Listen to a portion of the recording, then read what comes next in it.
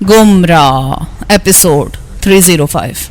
रात के 11 बजे के करीब मैंने उस मकान के दरवाजे पर लगी हुई कॉल बेल ज्यादा दबाई। मेरे साथ शराफत अली, फातिमा और आसिया भी थे। अनवर, कमाल और खान को हमने बाहर ही छोड़ दिया था और उन्हें हिदायत कर दी थी कि अंदर सूरत हाल अगर ज्यादा खराब हुई तो उन्हें सिग्नल दे दिया जाएगा। वो बाहर मौजूद लोगों को साथ लेकर पूरी कुव्वत से चढ़ दौड़े और किसी को भी भाग निकलने का मौका ना दें। चंद लम्हों के इंतजार के बाद दरवाजा खोलकर एक 16-17 साल लड़के ने सर बाहर निकाल कर पूछा, कौन है, किससे मिलना है जी आपको? मैंने उसे धक्का देकर पीछे कर दिया और खुले हुए दरवाजे से अंदर पांव धरते हुए गजबनाक लहजे में कहा, ओए परे हट जा, हमें जिससे मिलना होगा हम खुद ही मिल लेंगे। तू कौन है हमसे पूछने वाला?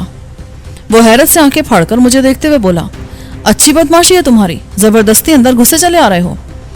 मैंने पिस्तौल निकालकर उसकी नाल सामने करते हुए कहा, ओए क्यों अपनी मौत को आवाज दे रहा है? चल हट परे, ज्यादा आवाज की तो गोली उतार दूंगा सीने में। मेरे गजबनाक लहजे और रिवॉल्वर को देखकर वो बुरी तरह सहम गया। डाकू? हाय मेरी माँ।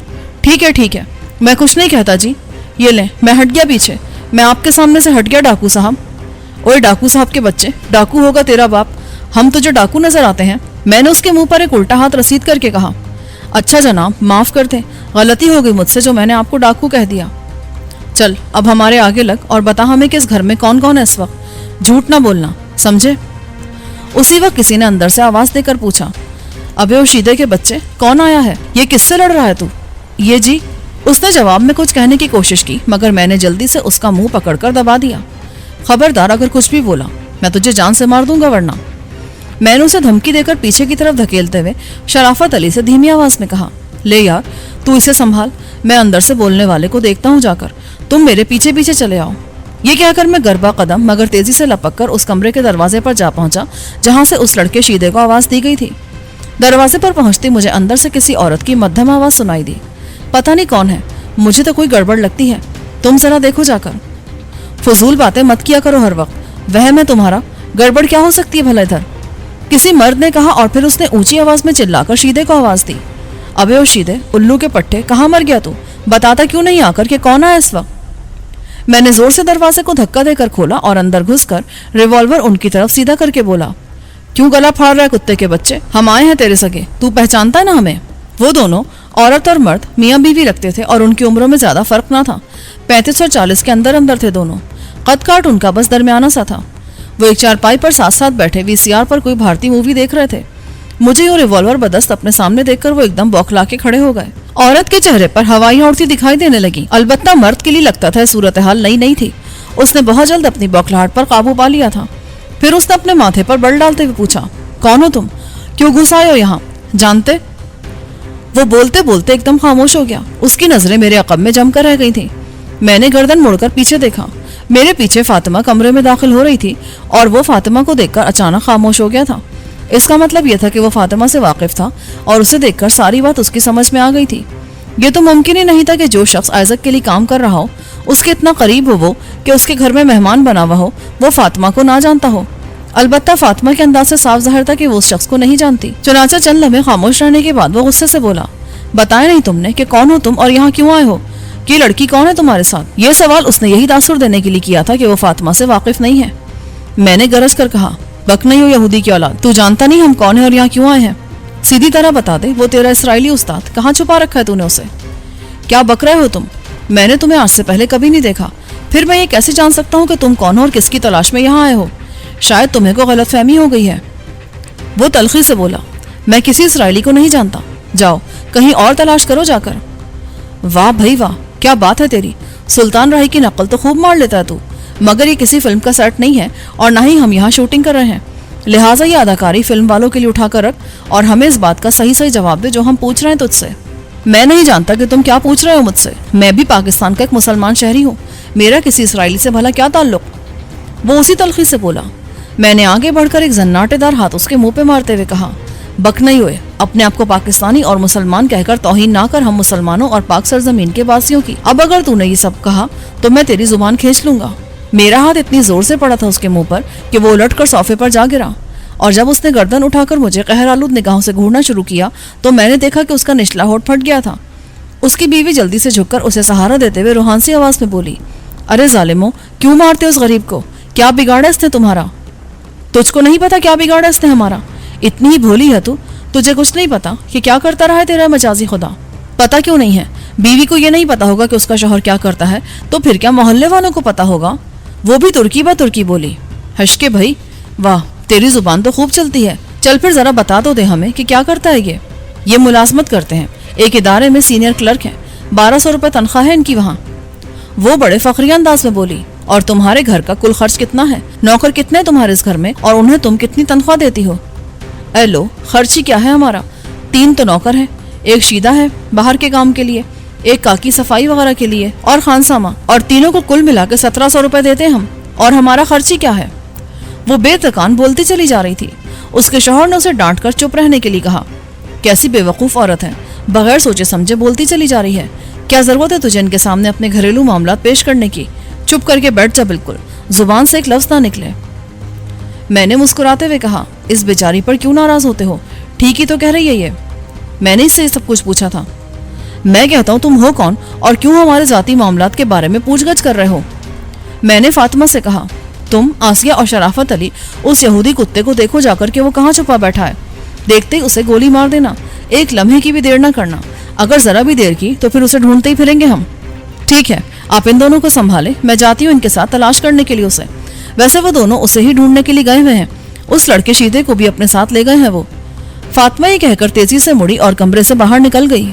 उसके जाने के बाद मैंने उस कमरे का दरवाजा अंदर से बंद कर लिया और उनकी तरफ मुतवज्जो होकर बोला, हाँ भाई अब बोलो क्या बात है?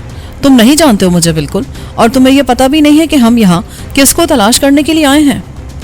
वो मुझे गुस्से से घूरते हुए गजबनाक नजरों से देखता रहा, लेकिन बोला कुछ नहीं। मैंने उसके तेवरों की परवाह किए बगैर कहा, तनख्वाह तेरी 1200 रुपए है और तू अपने नौकरों को 1700 रुपए देता है, यानी अपनी तनख्वाह से 500 रुपए ज्यादा तो तू नौकरों को ही दे देता अपने। और जिस ठाट बाट की तू जिंदगी गुजार रहा है उस पर भी कम से कम 8000 रुपए तो खर्च हो ही जाते होंगे हर महीने। तो ये इतने रुपए तुझे मिलते कहाँ से हैं? कौन देता है तुझे इतने पैसे? क्यों बीबी, कभी तूने पूछा अपने शौहर से? अरे वाह, मैं क्यों पूछूं? मुझे इससे क्या, ये तो इनकी जिम्मेदारी है। घर के अखराजात तो इन्हें पूरे करना है। ये कुछ भी करें, कहीं से भी करें। मुझे तो जी 10,000 चाहिए महीने के, और वो मैं इनसे ले लेती हूँ। तुझे 10,000 चाहिए, चाहे ये खुद को बेच कर लाए, अपने जमीर को बेचे, या मुल्क और कौम का सौदा करके दाम खड़े करके लाए। तुझे 10,000 चाहिए, जबकि तुझे ये भी पता है कि तनख्वाह इसकी सिर्फ 1200 रुपए है। क्यों? मैंने पूछा। तनख्वाह से क्या होता है? सूखी तनख्वाह में कोई गुजारा होता है किसी का? आदमी को आमदनी बढ़ाने के लिए कुछ ना कुछ तो करना ही पड़ता है। वो बोली, और अगर ये तुझे हर महीने 10,000 रुपए ना दे सके तो फिर क्या करेगी तू? क्यों नहीं देंगे ये 10,000 रुपए महीना मुझे? जब इतना खर्च है तो देना तो पड़ेगा इन्हें। खर्च उठाने की जिम्मेदारी जो कबूल की है इन्होंने। अगर नहीं दे सकते तो खुद ही संभाले अपना घर बार। मैं इससे कम में घर नहीं चला सकती। उस रात उस औरत की बातों ने मेरी आंखें खोल दी। उस रात पहली बार मुझे एहसास हुआ कि लोग रिश्वत, स्मगलिंग, मंशियात फरोशी और वतन फरोशी जैसे जलील काम करने पर क्यों आमादा हो जाते हैं। मेरा खून बुरी तरह खौल उठा था उसकी बातें सुनकर। गुस्से से बेकाबू होकर मैंने आगे बढ़कर उस खुदगर्ज सयादिल औरत के बाल मुट्ठी में जकड़कर उसे झटका देते हुए कहा, शैतान की बच्ची, तुझे इस बात से गर्जी नहीं है कोई कि तेरे नफ्स की तस्कीन के लिए ये शख्स वतन फरोशी जैसे जलील काम के लिए आमादा हो चुका है। वो तकलीफ की शिद्दत से चिल्लाते हुए मुझे गालियां देने लगी। कुत्ते, कमीने, मरदूद, तुझे शर्म नहीं आती एक कमजोर औरत पर हाथ उठाते हुए? मैंने उसके मुंह पर एक जोरदार तमाचा रसीद किया। जलील कुतिया, तुझ जैसी औरत को जिंदा रहने का हक नहीं है। तुझे कोई हक नहीं है इस दुनिया में रहने का। मैंने तर्ज से कहा और रिवॉल्वर सीधा करके उसके सीने में गोली उतार दी। उसके सीने से खून का फव्वारा उछलते देखकर उसका वतन फरोश कमीना शौहर उसकी तरफ लपका तो मैंने एक गोली उसके सीने में भी उतार दी और उन दोनों को तड़पता छोड़कर कमरे से निकल आया। उन दोनों को मारकर भी मेरा सीना ठंडा नहीं हुआ था।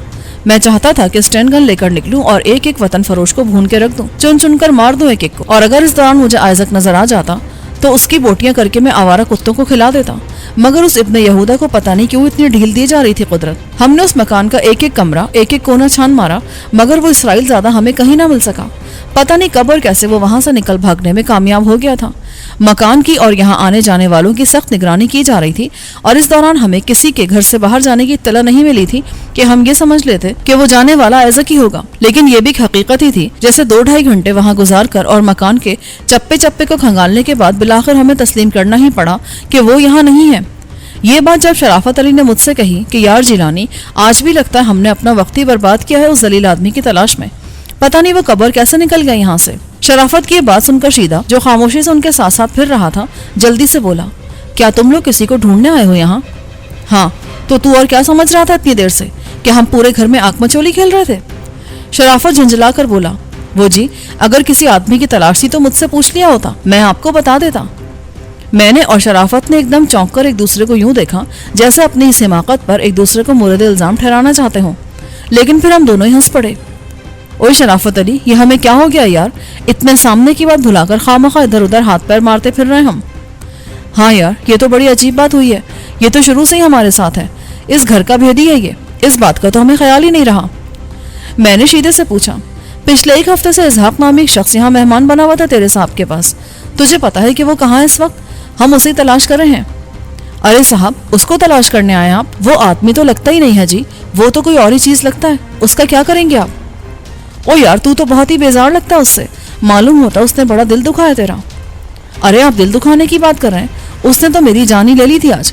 अगर वो बेगम साहिबा बीच में ना आ जाती तो। बेगम साहिबा ने बड़ी मिन्नत समाजत से और रो धोकर मेरी जान बचाई थी उससे कि मैं आपको अभी जिंदा नजर आ रहा हूँ इस वक्त। मगर क्यों? वो ऐसा क्यों करना चाहता था? क्या बिगाड़ा था तुमने उसका? मैंने हैरत से पूछा। बस जी, गलती हो गई थी मुझसे ये कि सुबह किसी औरत ने फोन करके डॉक्टर, वो क्या नाम है उसका? उसने अपने जहन पर जोर देते हुए कहा। हाँ, याद आया, आलिया। हाँ जी, डॉक्टर आलिया को पूछा था उस औरत ने। मैंने उसको बता दिया कि वो थोड़ी देर हुई कहीं चली गई है। वो कहती थी कि डॉक्टर आलिया हमारे साहब की मेहमान है। मैंने उसको बताया कि वो साहब की नहीं बल्कि साहब के मेहमान इसहाक साहब की मेहमान है। वो औरत भी कोई अजीब ही शायद लगती थी मुझे। मैंने इसहाक साहब का बताया तो उसने उन्हीं के बारे में पूछना शुरू कर दिया। कौन है, कहाँ से आए हैं, कब से ठहरे हुए हैं यहाँ, उनके अपने बहुत सारे मकान इस शहर में, फिर वो उन्हें छोड़कर यहाँ क्यों आ गए, वगैरह वगैरह। अब मुझे क्या मालूम था इस सिलसिले में, मैं उसे क्या बताता। मैं उससे बात कर रहा था कि वो इसहाक साहब इधर आ गए। हालांकि उन्हें डॉक्टर ने मुकम्मल आराम करने का मशवरा दिया था, मगर पता नहीं वो क्यों निकल आए थे इधर उस वक्त अपने कमरे से। आते ही पूछने लगे कि किसका फोन था, मैं किससे बात कर रहा था। मैंने साफ बता दिया कि कोई औरत थी, डॉक्टर आलिया को पूछ रही थी। वो एकदम चौंक कर बोला, कौन औरत पूछ रही थी आलिया को? क्या नाम बताया था उसने अपना? मैंने कहा, नाम तो उसने अपना नहीं बताया था और मैंने पूछा भी नहीं था उससे। उसने तो जी ये सुनते ही मेरे मुंह पर एक जोरदार थप्पड़ मार दिया और बोला, उल्लू के पट्टे, सारी बकवास कर दी और नाम तक नहीं पूछा उसका। उसका थप्पड़ इतनी जोर से लगा था कि मैं रो पड़ा। मैंने रोते हुए साहब और बेगम साहब को आवाजें दी तो वो दौड़ते हुए आए थे, मगर उस जानवर को लाल पीला होते देखकर यूं ठिठक गए जैसे कोई दरिंदा देख लिया उन्होंने। पता नहीं वो लोग उससे क्यों इतना डरते हैं। मेहमानों से तो पहले मैंने कभी किसी को डरते नहीं देखा, और फिर मेहमान तो मेहमान ही होते हैं, उनसे कौन डरता है। मगर साहब का तो ये हाल हो जाता उसके सामने जैसे वो मालिक हो इनका और साहब नौकर हो, बिल्कुल ही सहम जाते हैं। बेगम साहिबा को भी आवाज नहीं निकालने देते उसके सामने। उन्होंने डरते डरते उससे पूछा, क्या हुआ जनाब, क्या कोई गलती हो गई इससे, क्यों नाराज हो रहे हैं आप? उसने गुस्से से कहा, तुम खुद ही पूछो उल्लू के पट्टे से, इसने फोन पर किसी औरत के साथ क्या बकवास की है। साहब ने मुझसे पूछा तो मैंने सारी बात सच सच बता दी उन्हें, और ये भी बता दिया कि इसने मुझे सिर्फ इतनी सी बात पर मारा है कि मैंने उस औरत का नाम क्यों नहीं मालूम किया। साहब ने उससे कहा, छोड़े जनाब, ये तो बेवकूफ है, इतनी सी बात नहीं समझ सका, माफ कर दें इसे। पर जी वो तो आपे से बाहर हो रहा था, अपनी लाल लाल आंखें निकाल कर बोला, ये बहुत खतरनाक लड़का है, पता नहीं किसको क्या कुछ बता चुका है ये फोन पर, मैं इसे जिंदा नहीं छोड़ूंगा, गोली मार दूंगा इसे। और जी उसने सचमुच पिस्तौल तान लिया था मुझ पर, कहता था कि मैं उसके दुश्मनों से मिल गया हूँ और उसके बारे में मालूमातें फराम करता फिर रहा हूँ। वो मुझे मारने ही वाला था, मगर बेगम साहिबा एकदम मेरे सामने आ गई। आज शायद वो पहली बार उसके सामने यूं सीना तान कर खड़ी हो गई थी। उन्होंने गुस्से से कहा, ये नहीं हो सकता, मैं अपने घर में खून खराबा बिल्कुल पसंद नहीं करूंगी, और फिर इस गरीब बच्चे ने किया ही क्या है जो इसकी जान के दुश्मन हो गए हो तुम। टेलीफोन सुनना इसकी जिम्मेदारी है, हर फोन यही रिसीव करता है और इत्तला देता है जिसका फोन होता है। अब अगर कोई टेलीफोन पर सवाल करना शुरू कर दे तो इसका कसूर तो नहीं है, लेकिन इसने तो मालूमात फराहम किया उसे। वो गुस्से से बोला, कोई मालूमात फराहम नहीं की इसने, इसे मालूम ही क्या था जो ये किसी को बताएगा कुछ, और फिर अगर किसी के सवालों के जवाब इसने दे भी दिए तो तुमने इसको मना तो नहीं किया था ऐसा करने से। जब किसी ने इसको कुछ ऐसी हिदायत ही नहीं की थी तो इसमें इस बेचारे का क्या कसूर है। वो गुस्से से तुर्की ब तुर्की उसकी हर बात का जवाब दे रही थी और उस आदमी के गुस्से के मारे बुरा हाल हो गया था। ये सूरत हाल देखकर साहब भी परेशान हो गए थे। वो बेगम साहिबा की हिमायत करते हुए बोले, ये ठीक कह रही है सर, इस गरीब पर रहम करें, आइंदा ऐसी हिमाकत नहीं करेगा ये। आइंदा? तुम आइंदा की बात कर रहे हो? मैं अब एक मिनट भी तुम्हारे घर में नहीं रह सकता। मुझे यकीन है कि वो औरत लिज़ी ही थी जिसने फोन किया था और उसने मेरे दुश्मनों को बता दिया होगा कि मैं कहाँ हूँ। अब ये जगह महफूज नहीं रही है मेरे लिए, मैं जा रहा हूँ यहाँ से। اس نے صاحب سے کہا اور اپنا پستول واپس جیب میں ڈال کر جانے کے لیے پلٹ پڑا۔ صاحب اسے عارضی سے سمجھانے اور یہ یقین دلانے کی کوشش کرتے ہوئے اس کے پیچھے پیچھے چل دیے کہ اسے ضرور کوئی غلط فہمی ہوئی ہے، اس کے دشمنوں کو کچھ معلوم نہیں ہوگا، لیکن اس نے صاحب کی ایک نہ سنی۔ 15 منٹ کے اندر اندر وہ چلا گیا یہاں سے۔ اس کے کوئی 3 گھنٹے بعد 2 آدمی ایک وین میں آئے تھے اور اس کا مختصر سا سامان اٹھا کر لے گئے تھے۔ یوں اس کے جانے سے میری جان بھی بچ گئی، ورنہ وہ کچھ دن اور رہ جاتا یہاں تو یقین کریں میں اس کے ہاتھوں ضرور مارا جاتا ایک دن۔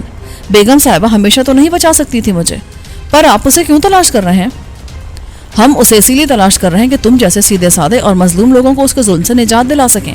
یہ تم نے بالکل ٹھیک کہا کہ وہ درندہ ہے، بے شمار لوگ اس کی درندگی کا شکار ہو چکے ہیں، لوگ چھپتے پھرتے ہیں اس کے خوف سے۔ میں نے اس سے کہا۔ وہ خوش ہو کر بولا، لوگ اس سے ڈرتے ہیں اور وہ آپ سے خوفزدہ رہتا ہے، آپ ہی کے ڈر سے وہ یہاں چھپا تھا آ کر۔ اس کا مطلب تو یہی ہوا کہ وہ گیدڑ ہے سالہ اور خامخواہ خود کو شیر ظاہر کرنے کی کوشش کر رہا تھا۔ فاطمہ نے محبت سے اس کے سر پر ہاتھ پھیرتے ہوئے کہا، تم بھی تو نہیں ڈرتے ہو نا اس سے؟ شاباش، تو پھر بتا دو کہ وہ یہاں سے کہاں گیا ہے۔ یہ تو مجھے بھی نہیں پتا جی، اگر پتا ہوتا تو میں ضرور بتا دیتا آپ کو، میں تو دل سے چاہتا ہوں کہ کوئی اس کمینے کو ختم کر دے بالکل ہی۔ اچھا، اور بھی کسی کو نہیں معلوم ہے؟ میرا مطلب ہے صفائی والی کو یا خانسامہ کو، کسی کو تو معلوم ہوگا یار۔ میں نے کہا، ہو سکتا ہے خانسامہ کو پتا ہو، اس کی بڑی دوستی تھی اس سے، خوب ہنس کر باتیں کرتے تھے وہ دونوں، یا پھر صاحب اور بیگم صاحبہ کو پتا ہوگا، ان سے پتا کریں آپ جا کر، وہ ضرور بتا دیں گے۔ اس نے اپنی دانش میں بڑے پتے کی بات بتائی تھی مجھے، وہ یہی سمجھ رہا تھا کہ اس کا وہ وطن فروش صاحب اور بیگم صاحبہ اپنے ڈرائنگ روم میں موجود ہیں، اور یہ بات اس حد تک تو درست تھی کہ وہ واقعی اپنے اسی ڈرائنگ روم میں موجود تھے اب بھی جہاں میں نے انہیں پایا تھا، لیکن اسے یہ معلوم نہیں تھا کہ وہ دونوں ایک پرتعیور زندگی گزارنے کی خواہش کی تکمیل میں کتنے سنگین جرائم میں ملوث ہو چکے تھے۔ میں نے اس سے کہا، وہ خانسامہ کہاں ہے اس وقت؟ وہ تو جی اپنے گھر چلا جاتا ہے رات کا کھانا کھلانے کے بعد، اب تو وہ صبح فجر کی نماز کے بعد ہی آئے گا۔ اور اس کا گھر کدھر ہے پتا ہے تمہیں؟ وہ تو جی مجھے نہیں پتا، کبھی جانا نہیں ہوا میرا ادھر، آپ صاحب سے پتا کر لیں، وہ بتا دیں گے آپ کو۔ نہیں یار، مجھے افسوس ہے، وہ تیرا صاحب اب کسی کو بھی کچھ نہیں بتا سکتا، اب تو خانسامہ کو ڈھونڈنا پڑے گا۔ کیوں جی، کیوں نہیں بتا سکتے صاحب اب کسی کو بھی؟ آپ میرے ساتھ چلیں، میں بیگم صاحبہ سے کہوں گا، وہ صاحب کو راضی کر لیں گی۔ آپ کو پتہ نہیں ہے، صاحب ان کی بات کبھی نہیں ٹالتے، اگر وہ کہیں گی تو وہ ضرور بتا دیں گے۔ شیدہ اٹھ کر دروازے کی طرف جانے لگا، میں نے اسے آواز دے کر روکا، بیکار ہے شیدہ یار، ان کے پاس جانا فضول ہے، اب وہ کسی کو کچھ بتانے کے قابل نہیں رہے۔ کیا مطلب ہے آپ کا؟ کہیں آپ نے ان دونوں کو؟ ہاں شیدے، ٹھیک سمجھا ہے تو، وہ تیرا صاحب جس راہ پر چل پڑا تھا اس کا یہی انجام ہونا تھا اس کے بعد، اور اگر میں اس کو آج زندہ چھوڑ کر چلا جاتا یہاں سے تو کل اس ملک اور پوری قوم کے قتل کا ماتم کرنے والا کوئی بھی نہ ہوتا۔ ان دونوں کے مرنے کا سن کر اس کا چہرہ ایک دم تاریک ہو گیا، وہ مزمحل اور پشمردہ دکھائی دینے لگا تھا، اسے بہت دکھ ہوا تھا یہ جان کر۔ وہ بوجھل قدموں سے چلتا ہوا واپس آ کر پھر وہیں بیٹھ گیا جہاں سے چند لمحے پہلے اٹھ کر گیا تھا۔ یہ آپ نے کیا کر دیا صاحب جی؟ آپ نے تو میرے سر پر سایہ نہیں چھوڑا، اب میرا کیا بنے گا؟ میں کہاں جاؤں گا؟ اس گھر کے سوا تو کوئی دوسرا ٹھکانہ بھی نہیں ہے میرے پاس، کوئی نہیں ہے مجھے سہارا دینے والا، میرے سر پہ ہاتھ رکھنے والا کوئی نہیں ہے۔